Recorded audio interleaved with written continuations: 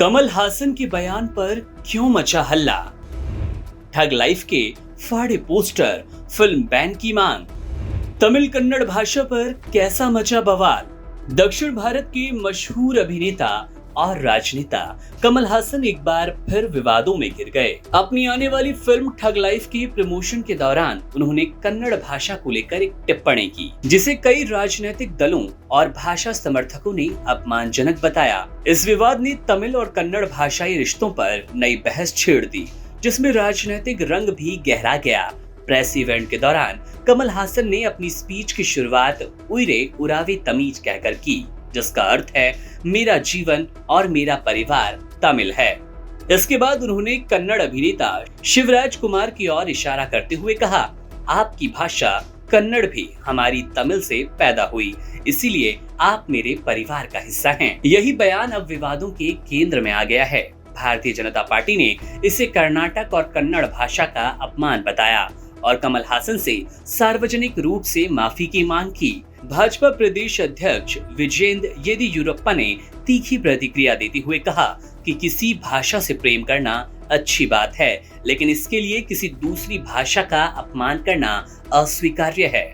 उन्होंने कहा कि ये पूरे कर्नाटक और कन्नड़ भाषियों का अपमान है और कमल हासन को माफी मांगनी चाहिए। कांग्रेस भी इस मुद्दे पर असहज नजर आई। कर्नाटक के मुख्यमंत्री सिद्धारमैया ने कमल हासन के बयान को दुर्भाग्यपूर्ण बताया और कहा कि उन्हें कन्नड़ भाषा के समृद्ध इतिहास की जानकारी नहीं है। उन्होंने ये भी जोड़ा कि सभी भाषाओं का सम्मान होना चाहिए और इस तरह की टिप्पणियां आपसी सौहार्द को चोट पहुंचाती है। वहीं डीएमके, जो कि कमल हासन को आगामी राज्यसभा चुनावों में उम्मीदवार बना रही है, उनके बचाव में बयान जारी कर चुकी है।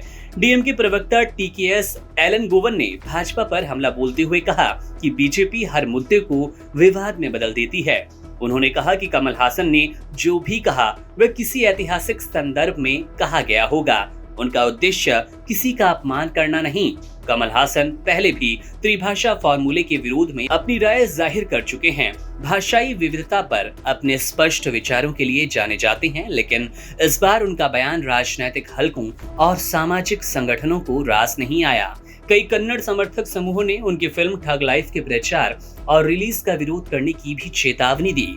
इस पूरे विवाद ने दक्षिण भारत की भाषाई राजनीति में एक नई बहस को जन्म दे दिया, जिसमें तमिल, कन्नड़ और तमाम भाषाओं के ऐतिहासिक संबंधों से लेकर राजनीतिक दांव पेच तक सब कुछ शामिल है। ये देखना दिलचस्प होगा कि कमल हासन इस विवाद से कैसे उभरते हैं और क्या वो माफी मांग लेते हैं या अपने बयान पर अडिग रहेंगे। मामले पर हमारी नजर है। जैसे ही कोई बड़ा अपडेट मिलेगा आपसे साझा करेंगे। तमाम बड़ी खबरों और अपडेट्स के लिए आप बने रहिए वन इंडिया हिंदी के साथ। Subscribe to One India and never miss an update.